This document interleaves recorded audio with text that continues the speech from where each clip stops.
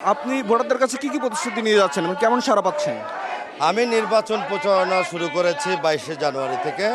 আজকে চতুর্থ দিনে 14 নম্বর ওয়ার্ডে আমি গণসংযোগে নেমেছি।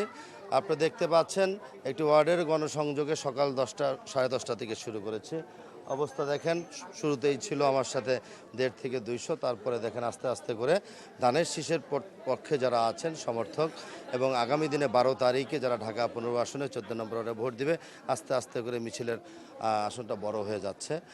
আমি আর এলাকায় জন্ম, এখান থেকে ছোট থেকে বড় হয়েছি, সকলের সাথে একটা ভালো সম্পর্ক, সকলকে চিনি জানি।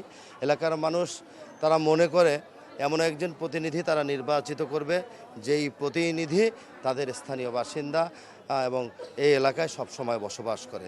সেই হিসাবে এলাকাবাসী আমি মনে করছি আমাকে বেছে নেবে এবং যেখানে যাই ইতিমধ্যে আপনারা দেখেছেন রাস্তা থেকে আশেপাশ থেকে এসে আমাদেরকে সমর্থক জানাচ্ছে।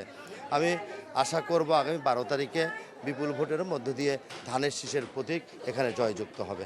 আমার নির্বাচনী প্রচার শুরু করেছে আমি নির্বাচন কমিশনের আচরণবিধি মেনে গত 22শে জানুয়ারি থেকে আমি প্রচারণা শুরু করেছি। আজকের চতুর্থতম দিনে আমি এর আগেও বিভিন্ন ওয়ার্ডে গণসংযোগ করেছি।